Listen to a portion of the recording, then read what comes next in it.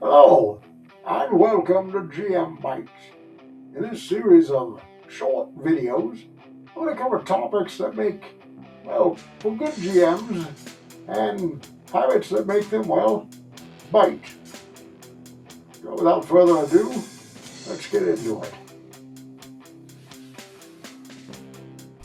Hi, I'm Tony, the creator of Dystopian Dawn, and a tabletop gamer with over 40 years in this awesome hobby.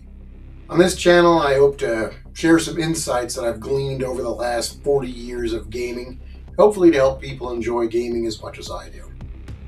In this short video, I'm covering a few quick tips on what makes a quote good and quote bad GM.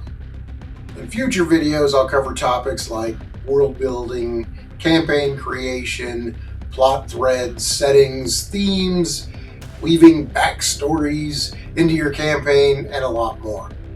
If you're watching this and you've decided to take the giant steps into the GM seat, I applaud you. Rock on.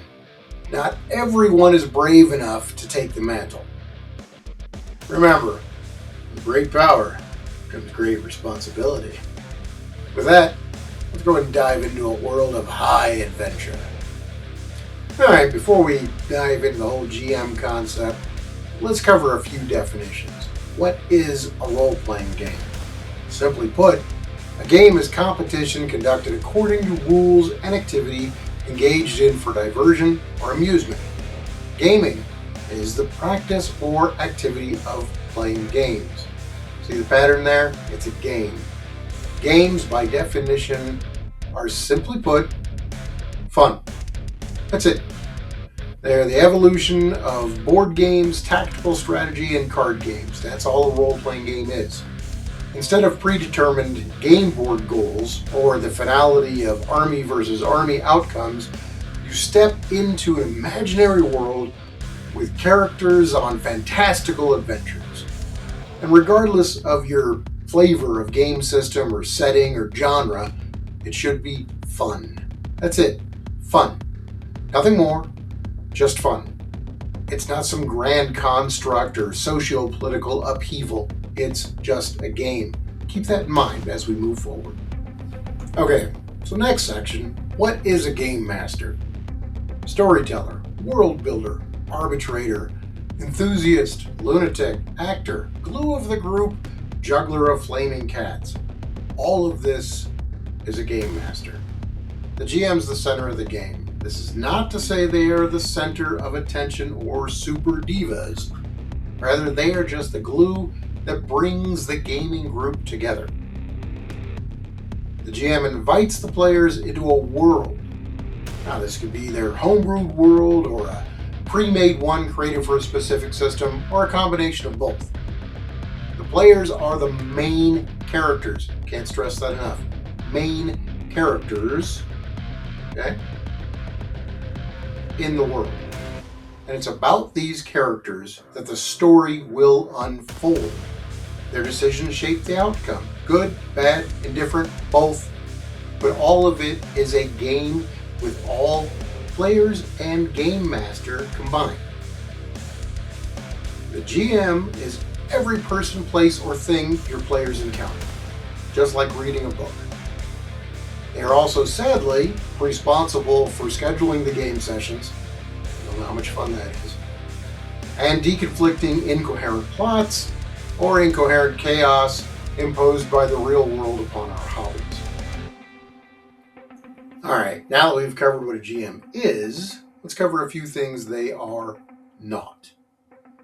A GM is not a deity, a dictator, therapist, porn director, clown, personal fetish conduit, or politician. The GM isn't there to force the players into a foregone conclusion of their story, nor are they there to be the only voice in a room. They are a player in the same game, just with a lot more responsibility than the individual player. Being fun and funny often make for great games, but GMs are not there just for one person's amusement either. GMs are not there to solve your real-world issues, your hang-ups, or dreams. You're not qualified for any of that. Let's be real. Remember the beginning topic. It's just a game. Now, this isn't to say that role-playing games can't help you overcome certain idiosyncrasies like shyness, or speaking in a group, or making friends, etc. But this should not be the core reason you seek a gaming group. Fun should always be your number one goal. Everything else is tertiary at best.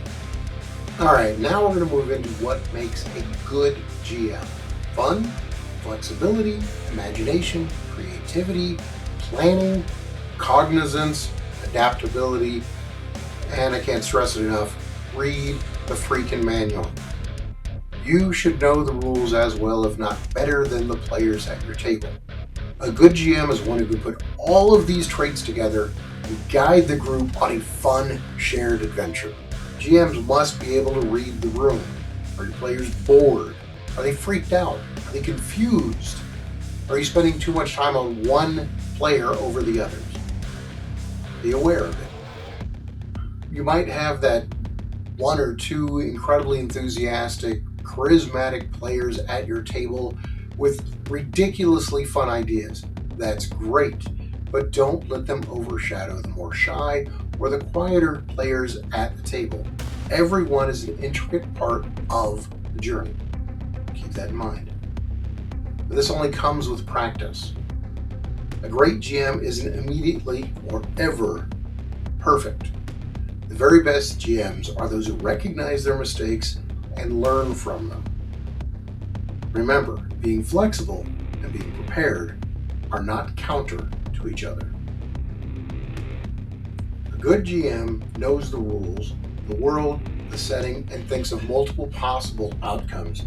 So when the players throw a left hook from right field, the GM can quickly adapt and keep the story fun and flowing.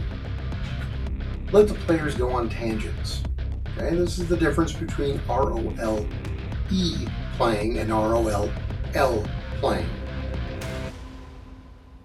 If everyone's having fun with a crazy sidebar that has nothing to do with the core adventure, run with it, have fun, but also be able to subtly steer them back to the group and the core plots.